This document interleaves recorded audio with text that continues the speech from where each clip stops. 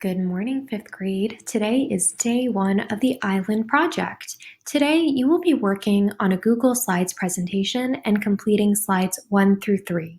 Please follow along for my detailed instructions to help you through the activities for today. So currently, I'm on night sight for 5-1. If I click on the assignment, 5-2 and 5-3, this will look the same for you. Here are the instructions. Like Charles Darwin, your team of naturalists has discovered a small, previously unknown island that was isolated from the rest of the world for millennia. Some of the animals and plants are organisms that no human has ever seen before inhabit the island. The National Zoo in Washington, D.C. has asked you to develop an exhibit describing your discoveries to zoo visitors. Follow these step-by-step instructions.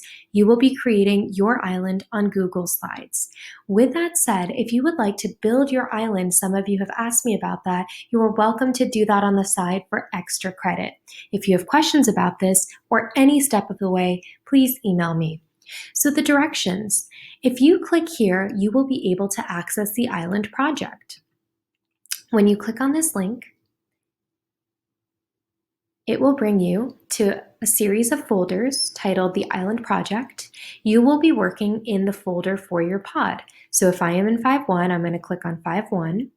And you'll notice every single one of your names has a folder.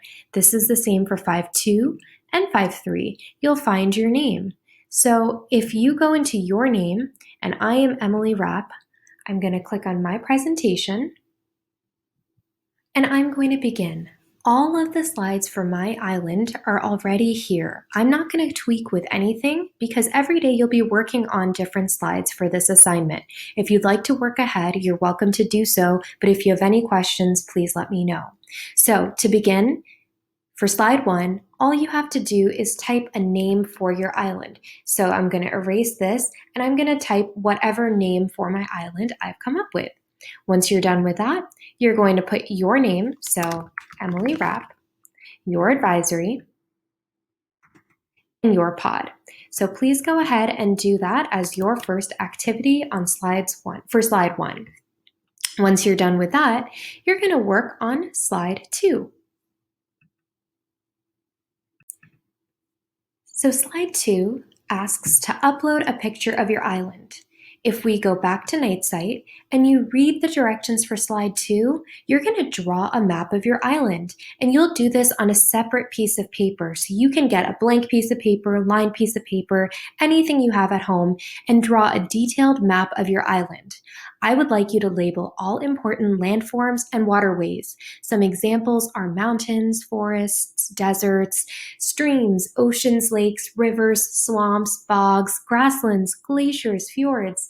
This is just a small, and it could be an endless list of some of the landforms and waterways. Be creative and think about what you want on your island. Do you want a volcano? Do you want something like a transform boundary like the San Andreas Fault? Think carefully and creatively. You can add colors to your map and include a key to help label everything. I'm going to show you some examples of island maps under downloads.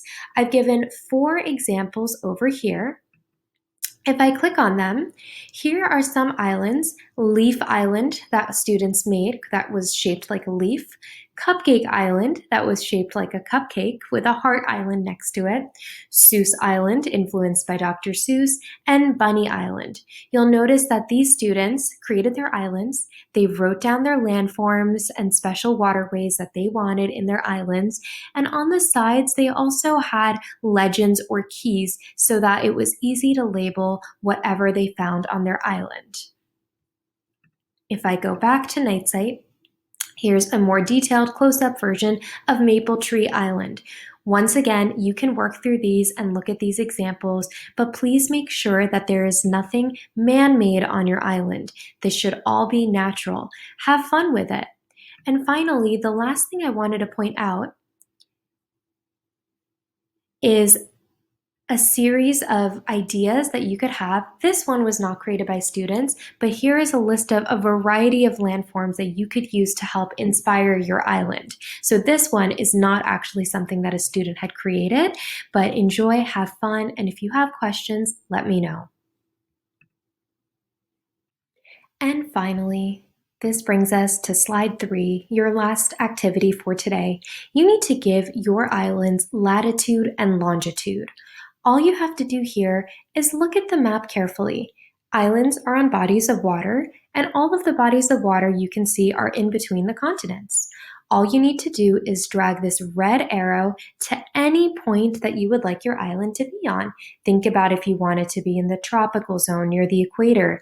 Do you want it to be somewhere cold in the polar zones? Do you want it to be somewhere temperate?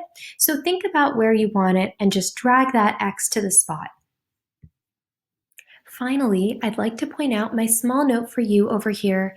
If you'd like my help, you can join office hours today from 3:30 to 4. I will also have them tomorrow and other days this week. Just email me so I can invite you to today's office hours so I can help you out with any of the work if you need assistance. For example, uploading a picture of your map/drawing. If you're having a hard time doing that, I'm happy to show you how to do that on Google Slides. If you want, you're welcome to ask someone at home as well for help. But hopefully these instructions will guide you for today's activities. Enjoy.